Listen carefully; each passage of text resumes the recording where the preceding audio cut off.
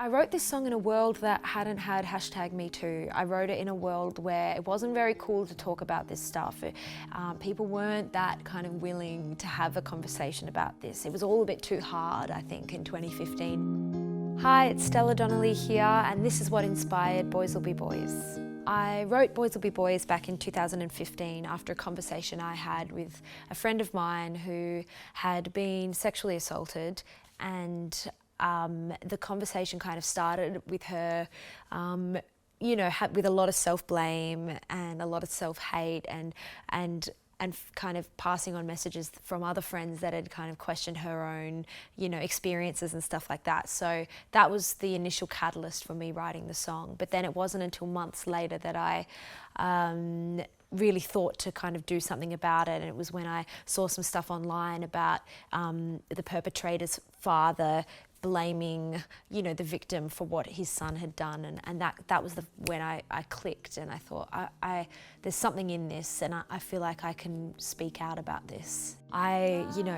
finally recorded it and put it out in 2017, and it was a matter of weeks, I think, where Harvey Weinstein was called out online, and the #MeToo movement happened around this kind of moment that I'd released this song that I was pretty scared to put out and didn't expect many people to listen to or take in. I guess when it comes to who I wanted to hear the song, I really wanted to kind of target three audiences in a way. I wanted to look at, my friend and remind her that it's not her fault, and remind women that they are not to blame when these things happen to them. But then I also wanted to look at the perpetrator and send a pretty strong message to this person and tell them that it's not okay, And then the third audience, I guess, was everyone, and I wanted to hold a mirror up to myself and to society and how other women treat female sexual assault victims, and how, I treat myself and all of those things. So I guess I wanted to kind of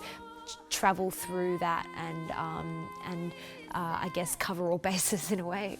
I recorded the song at a guy called Jordan Shakespeare's house. He engineered and produced the EP that this song was on, and it was a very chill situation. It was kind of like there were dogs running around. I was, borrowing people's amps. I was using my really shitty guitar, but I kind of love it for what it is, and I feel like it tells the story way better. The song was kind of recorded in a single take. I don't remember doing more than 1 or 2 takes of it. I think I did another take because we wanted to double the vocals, and that was it. And it was very yep, done, put it away. I don't want to listen back too much. It's pretty heavy, and I kind of just wanted it out of myself. I wanted just to put it out there and to let go and move on and write something else. I remember coming up with the guitar part and thinking, wow, if I write some cheesy line with this, the song's going to be so crap. So I guess I wanted to kind of add a more of a scathing lyric to that lullaby kind of sound, that kind of 3/4 doom da da doom da da. When I first performed this song, I was really apprehensive. I really wasn't sure if it was something I wanted to even put out to the world, but I played it at a gig and my parents were there, and I remember my dad coming up to me and being like, "If you record that song, love, your life is going to absolutely change." And I was like, whatever, Dad, see ya, kind of thing.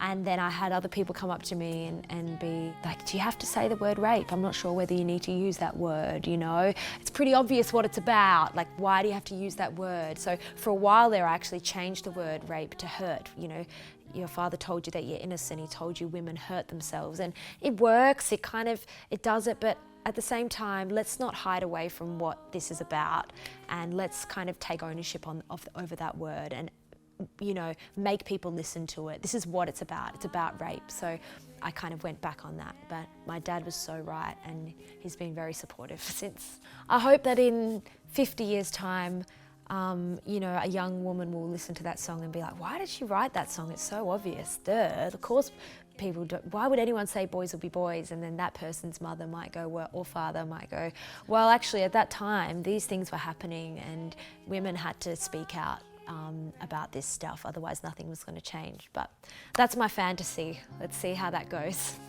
I feel like you can go two ways when you hear something that's challenging to you. You know, someone gives you a bit of advice that you don't necessarily want to hear, and you can go two ways with it. You can go, thanks for telling me that. I'm glad I listened to that song. I'm going to pass that on. I'm going to try and learn from it. I'm going to try and be a better person.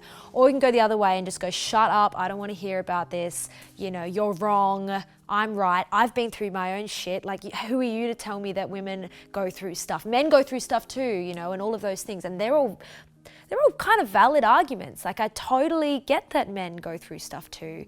But I guess I'm not trying to capture the world in my song. I'm just trying to tell this specific story. And just because men go through stuff too, it doesn't mean that women can't talk about what they've been through. So I guess that's my, like, to those people in a way. I might write that down. I should probably use that in future.